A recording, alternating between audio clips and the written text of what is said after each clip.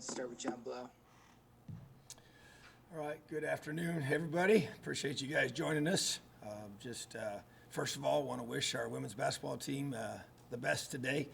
Coach Moore done a great job. Just really excited for them and their opportunity in the NCAA tournament. So I'll be pulling for them this afternoon. But encouraged by the start to spring football. Had a pretty effective scrimmage on Saturday. I think kind of wrapped up our first 6 days, and it wasn't a full scrimmage, but it was partial as far as about 40 minutes of live goes that I thought were really good for our team and just kind of revealed a lot of things and get a chance to see who can make plays in space and who can, break those tackles as well. So just trying to, see where we're at as a program. I feel like our guys' energy has been really good. Love the focus that our guys have been able to bring. Doesn't mean we're not making mistakes. Obviously, we are getting those things corrected each and every day. But when you think about the goals you have for spring football, and you look at those, and I think we're definitely on the right path to improve our fundamentals and our technique and to develop depth. A lot of young guys getting lots of good reps and doing some good things. But the process continues of continuing to build our football team day by day, step by step. So been pretty physical and in regards to by design, trying to do the things you can't do outside of spring practices, blocking and tackling and all those things that are involved with that. So I've had a few guys dinged up along the way. Do want to announce that Dexter Williams has a torn ACL, and which was a big blow to him and to us. Happened in a non-contact situation, just kind of one of those things that is hard to explain. But he will be out. Be having surgery here in a couple weeks. So, just got to be able to continue to develop that room and every other room as well. So, questions at this time? Go ahead, John. Just hearing about Dexter then there, what happens with the quarterback situation? I mean, is there a walk-on that you're comfortable with, and obviously you've got Donovan McCulley coming in next year. How much more pressure will there be on him to get ready? I mean, once he actually gets here. Yeah, I think that it does increase those. If you use the word pressure, but I think it definitely creates the need for him to be able to come in here ready to go, and which I have full confidence that he will, and excited for him and his opportunity that this would create. But at the same time, yeah, we have 3 walk-ons that are in our program right now that I think all 3 do a really good job. They all 3 are part of our scrimmage and really just good, solid players that have a high care factor, and they all got several reps on Saturday. Quite a few reps actually, and did some good things. So that's why you go out and recruit a full room full of guys that are bought in and doing the little things right. So Jack's obviously took a bunch of reps and is doing a really good job this spring, and that has to continue. So it just continues to be a position where you have to take advantage of all your guys in that room and be able to put them in position to keep improving. All right, Matt Weaver and then Kevin Brockway. Hey, Coach, how you doing? I'm good. How are you? I'm okay. You mentioned before spring ball, one of the positions that, was maybe a little bit, I don't say maybe a concern, but you were anxiously kind of watching was the O-line. Just what have you seen from their development here in these first, I think you guys are, 6 practices in the last couple in pads? I mean, how they come along, and are they making the progress that you were hoping to see? Yeah, I would say that I'm very encouraged by their progress. It's a big group of guys. There's a whole bunch of them in there. Have a lot of guys that have gotten lots of reps. Got the 3 new guys have really, when I say 3, I think even Randy Holtz is considered, he still hadn't been here but a year, and he's really showing some real growth that we expected him to show. And being his first full spring here now with us, and he's a big man, and just learning how to play the position has been encouraging. Josh Sales, another guy coming in brand new right out of high school, and to me that's really been huge for him to be able to get here early. Vinny Fiacable, same thing. Just 2 really good players that are strong and come from good programs, know how to play the position. Obviously, it's a big jump from high school for any person, but especially on the offensive line. And so, but I've been really encouraged, with their preparation that they brought with them. And so those guys have been thrown in there and getting lots of quality reps. And I think Luke Haggard's really growing and developed. He's gained quite a bit of good weight, looks really good physically. And we got a lot of guys that we're rotating in there right now by design and getting a lot of guys reps, a lot of guys preparation. So I've been encouraged by their growth so far. We're only 6 practices in. Number 7 will be tomorrow. But it's an area that must continue to be a point of emphasis for us because we're only as good as we are up front. All right, Kevin, then Jim. Well, Yeah, Coach. You mentioned guys making plays in space during scrimmage. Who were some of those guys, and what did they show you?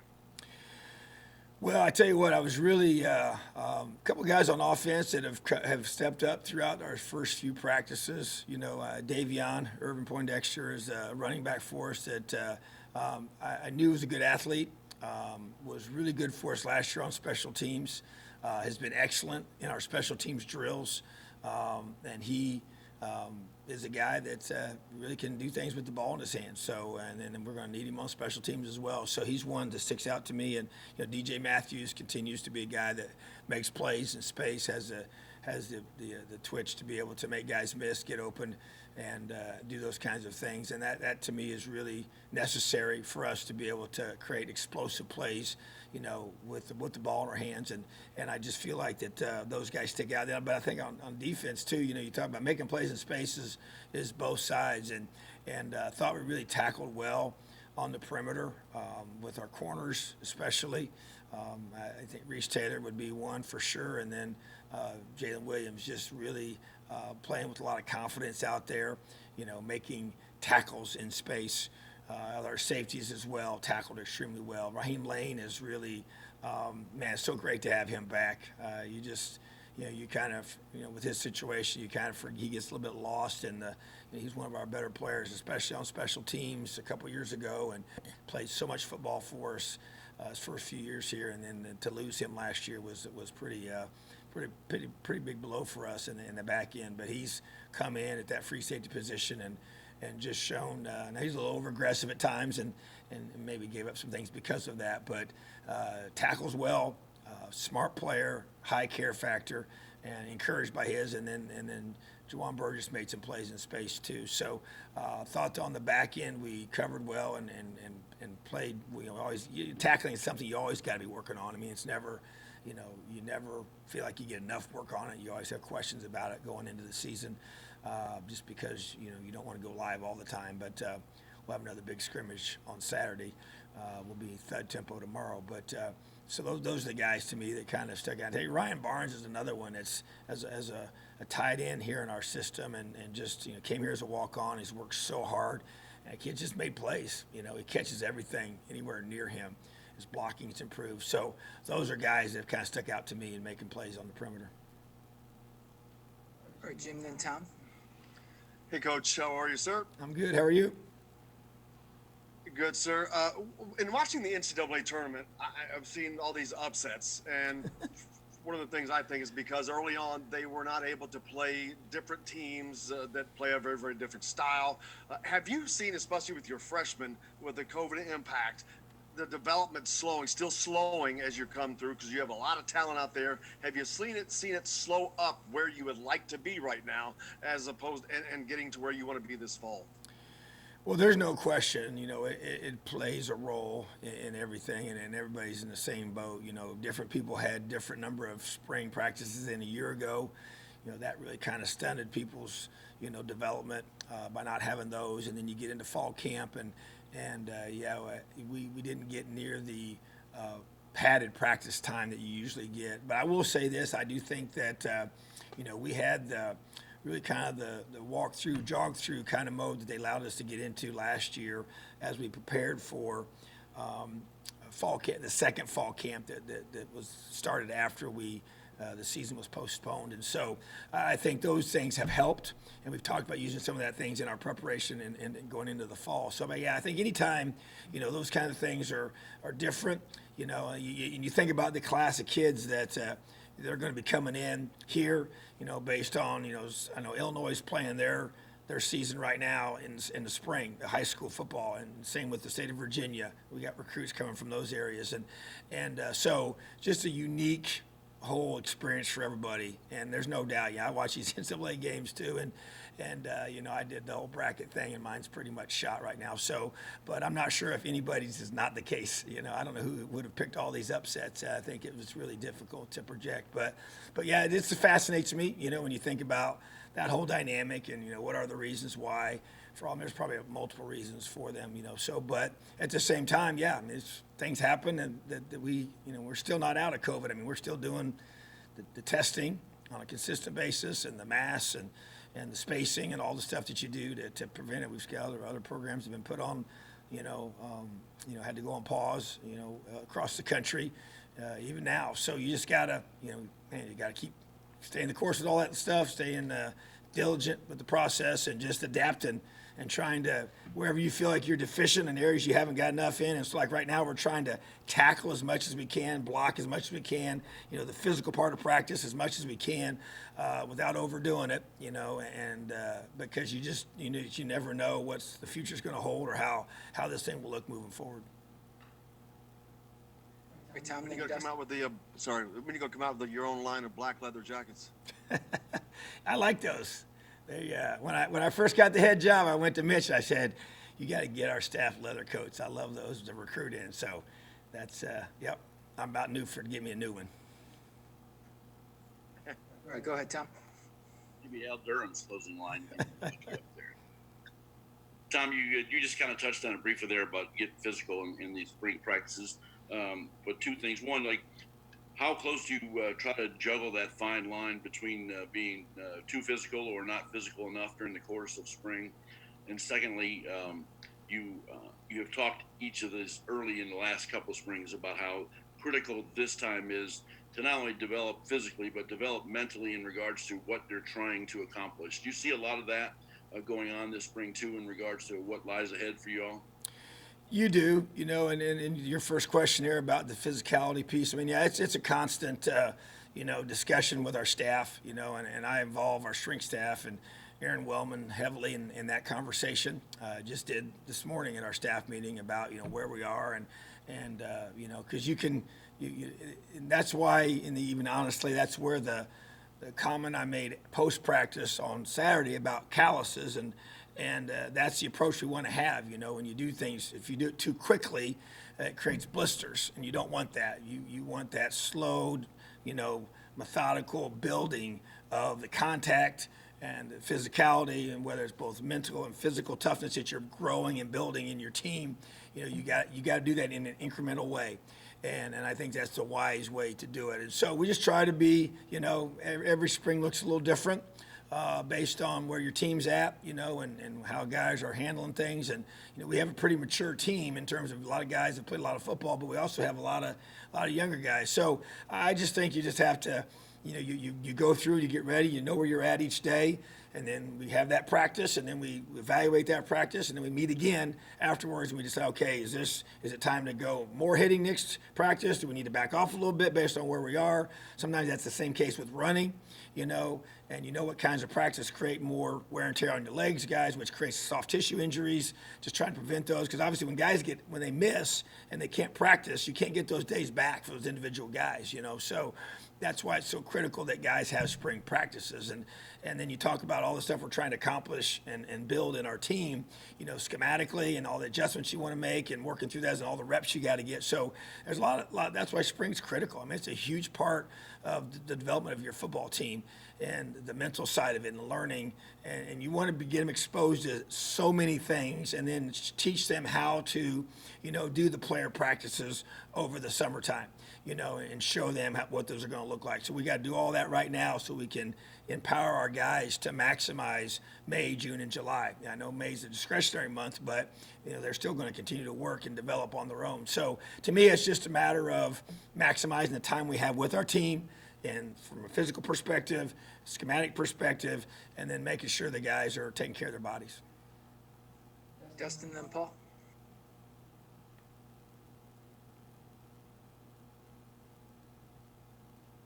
Sorry about that, Tom. That's okay. You talked earlier in, I think it was in January, about just becoming more multiple in the run game and kind of shake up a little bit how you guys approach that. What have you been able to accomplish so far? You said you're obviously going to watch a lot of video and consider a lot of things from that angle. Just what have you come up with so far, or what kind of directions you guys headed, and what have you been able to implement so far in spring practice in that regard? Well, it's definitely been a focus, and that's an area that we really have invested in as a staff to look at and work on and are doing those things in practice. I mean, that's one big reason why we don't want to put that out there publicly for anybody to watch and see. And when you have your spring game, you'll stay pretty vanilla, which is everybody in America is that way, So, but bottom line is yeah. I mean, I like what I see. I feel like we're doing the things we need to be doing, and that's a continual process for us. That's gonna. We got 9 more practices left, including the spring game, to work on these things. And so, just want to make sure that we're getting as much on film as we can for us to evaluate what we like and don't like, and then also to create the teach tapes for our guys for the summertime, to be able to get in there and study and get things corrected and cleaned up and all that. So, but yeah, there's no question, we know we got to run the football better. And I think we got to stop the run better, based on last year's group. Even though we did some good things, it was just we gave up too many explosive plays in the run game, especially. So really have to work on that, and working hard on both sides of the football to be more multiple in our run game and be better at stopping it. And so that's obviously, when you're dealing with your own team, that's a great emphasis, because both sides are getting work at the exact same time. And so that allows us to really, the more multiple we are on offense up front, that gives us a chance to be able to, defend more things and work on some things that we know that we're going to see throughout the season as well. So it really gets a dual benefit. But, yeah, we got to continue to make that a point of emphasis. Paul and then Aaron. Hey, Coach, at times the defense is ahead of the offense in the early going. How is the defense looking under Coach Warren? How's that transition been? It's been good. It's just he's coming here and learning our system and with his own personality, that he brings as it's really like the leadership style of every person is a little bit different. He's probably a little more like myself in some things that, as far as the leadership way that he goes about things, personality wise, than maybe Kane was, but not a lot of variance. I mean, to me, there's for me, you went after a certain type of person to fulfill that role, and he fit those criteria as his character, his leadership, ability to communicate and motivate those guys. To me, that's such a big part of defense, is just getting them to buy in to what you do, which we already have a system here in place that the players have bought into, and to play your tail off, to keep getting better. And so, and he does a good job connecting with our guys in that area, and he's a very focused, detailed guy. I love his attention to detail, and that's really impressed me a lot about him. And I think even the military background, the way he coaches, the way he's relentless, the way he organizes everything, just the presentation of everything that he has our guys doing is really, really at a high level. So yeah, I think that the defense should be. I always tell our team, and they better be ahead of the offense this time of the year. And whether it's early in spring ball or early in fall camp. But that's probably been the case. We have competitions, but I will say this: we did some competitions even on Saturday, and it was very, very competitive, back and forth. So the defense did win the competition, but I think that's what I expect, and I want them to be that way. And we do have a lot of guys back on both sides of the football, but definitely a lot of guys that have played a lot of football on defense. So just want those guys to not be satisfied with just being a good defense. We want to be great, and that's really what we're pushing for is to be an elite defense, top in the country, top in the Big Ten, and that's what we're chasing. We talk about chasing greatness in all the areas that you're involved with personally, academically, and then on the football field, and then as a football team. That to me is, you play great defense and you create takeaways and you create havoc. That's a big emphasis for us here now with Coach Warren, as a big new phrase that we're using, a new word that we're using that I love, and I think it fits with everything we talk about with takeaways, tackling, and efforts. So that isn't going to change, and he's done a great job of taking what we have and continuing to find ways to make it better. Aaron and then Zach. Hi, Tom. Talking with Thomas last week, he kind of said he was looking back to that Michigan State game, and he said by the time you caught up with him in the tunnel, he had kind of cried all his tears already. Can you just walk me back to what you were going through as a father then, and in the coming days or weeks, was there any thought in your head that maybe he should not continue to play football given the injury history he's had?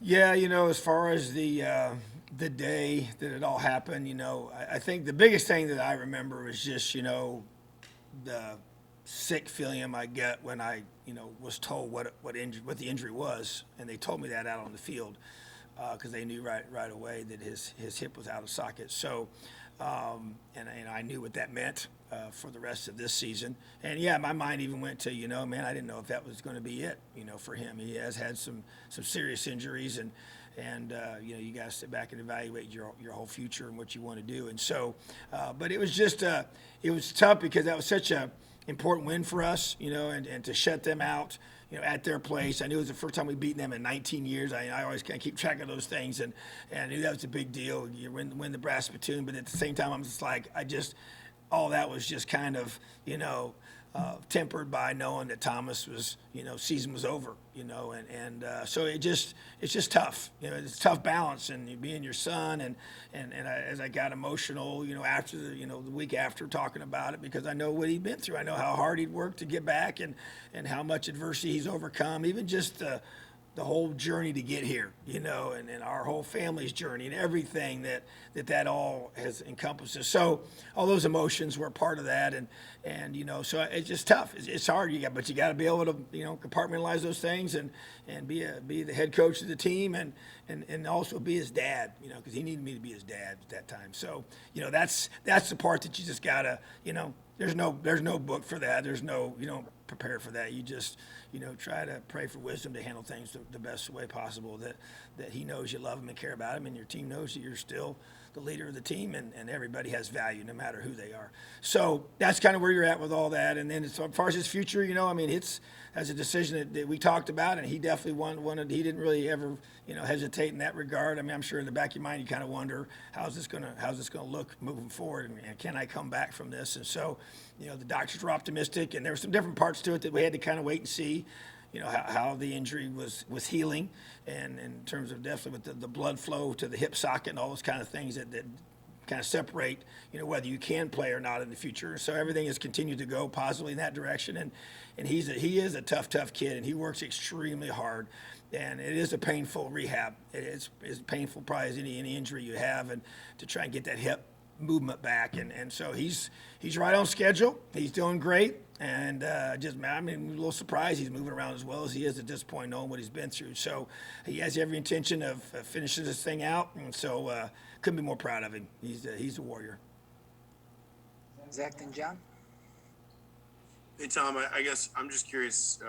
It's something that seems like it's gotten a lot of traction for your program on social media. Just what's the thought behind the players of the practice award? It seems like that's something that your coaches are making a real big deal of. I was just curious about. Yeah, I just, we were always as a staff trying to find ways to, recognize our guys. I think that, this time of year, and we can't have, the scrimmages are closed, and I don't know who's going to be at the spring game or not. I haven't really heard all the details on that, and just trying to get a chance for our players to be able to, get recognized for their work, during spring, which is mostly done behind closed doors per se, and give us a chance for our coaching staff to highlight those guys. I just think that when guys work so hard and they sacrifice so much for this team, I just want to, I've always had the belief where, and when the players buy in, and when they're willing to do all the little things that it takes to become great as a football team,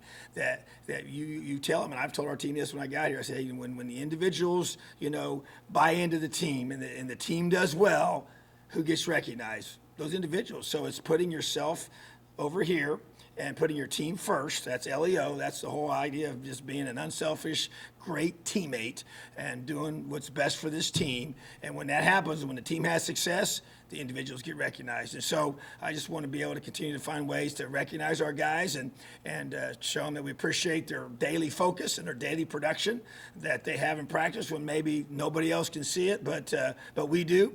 And we get a chance through social media to put those out there and have the coaches tweet it out, and I retweet it. And I think that that's an important way to continue to build the brand of our program of guys being able to know that, man, it's we're all part of this thing, and we're going to work really hard as a football team, but you will get recognized when you separate yourself. John, and then we'll wrap up with Matt. A really random question. I heard that those cardboard cutouts that were ordered, that there were like a couple hundred of them that you had to sign. Do they just kind of dump a stack of these things at your house, and how long does it take to work through them? And Yeah. are there any particular ones that stood out to you that you remember just because they were kind of goofy or weird? No, I mean, I'm signing them like, it's like you put ice my wrist down for a little bit, and then Mike Doig and he has a systematic way of setting them up in the H.H. Craig room there. We put them all out on the desk, and I got helmets as well that we have a little, kind of a process that we go through to do them. Not all at the same time, but we got to just knock them out a little bit segments. Yeah, so there's no question. But that's great though. That's awesome, and appreciate everybody's support. And I've been signing a lot of things with stuff like that. Local businesses, different places that have been involved to help us throughout the pandemic, and different people that got involved in something like that. So yeah, I've signed a whole bunch of things. But I don't have time to go through and evaluate every single one of them. So I just put down my stuff and press on to the next one. All right, Matt, last one. Hey, Coach, getting back to Dexter, obviously with the injury, I'm guessing his status for the upcoming season is probably in doubt. Any talk, you guys have a couple open roster spots, or maybe looking at the transfer market to bring in depth at quarterback, or do you feel comfortable with what you guys have going into the fall? Well, we feel good. We have had those discussions since the injury. Don't know exactly what we'll do yet for sure, but at the same time, it was the same numerical value we had a year ago, scholarship-wise, at that position. So I feel like that. Obviously, yeah, we mentioned already today that Donovan McCulley opportunity has been elevated for sure because of that.